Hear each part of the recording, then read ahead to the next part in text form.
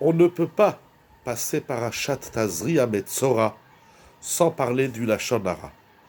Effectivement, la Gemara dans Masechet Arachin et plusieurs Midrashim nous enseignent que la médisance colportée sont des causes qui vont entraîner la tsaraat avec toutes ses lois.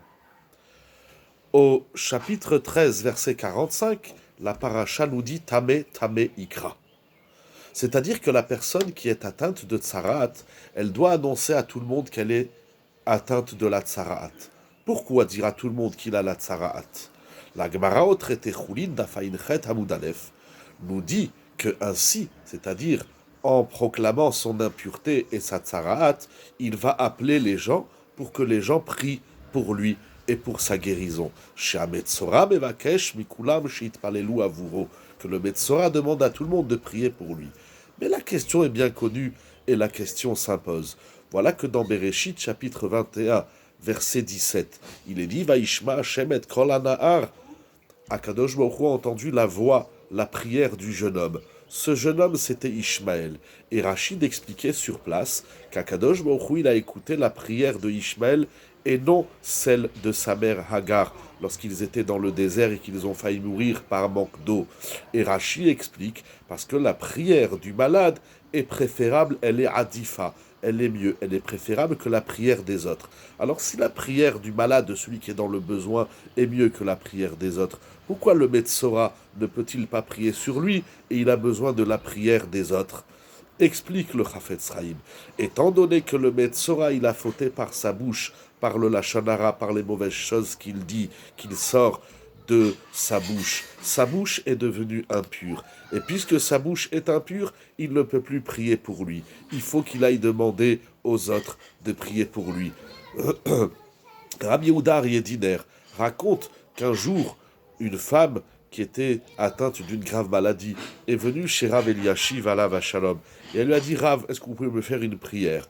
Le Rav lui a dit, écoute, juste à ce moment-là, je me dirige vers mon gendre, Rabbi Chaim Kanievski. Et alors c'est l'occasion de lui demander de prier pour toi. Les gens qui étaient autour ont demandé à Rav Eliashiv, mais pourquoi vous-même ne priez pas pour cette dame? Pourquoi vous allez demander à votre gendre, au Gaon Rabbi Chaim, de prier pour elle?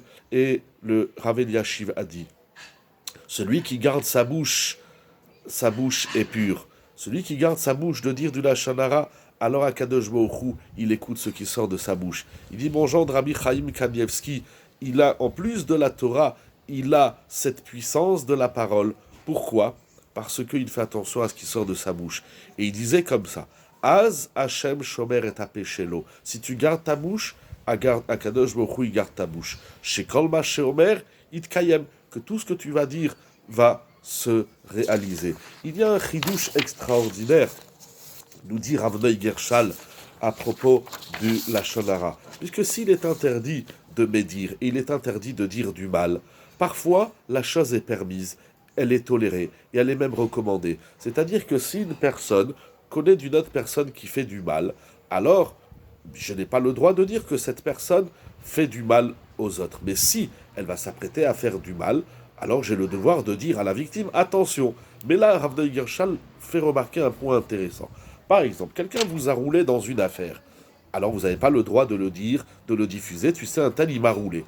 Mais si tu sais que cette personne, est amené à rouler une autre personne, à mentir, à trahir, alors tu vas voir la victime, tu fais attention. C'est quelqu'un qui est malhonnête, puisque moi, il m'a roulé. Mais là, nous dit Rav Noy Gershal, il y a quelque chose d'intéressant. C'est que si se présente à moi l'opportunité de dire du Lachon Hara dans le contexte qui est permis, alors je vais lui dire à l'autre, à la victime potentielle, attention, il m'a déjà roulé.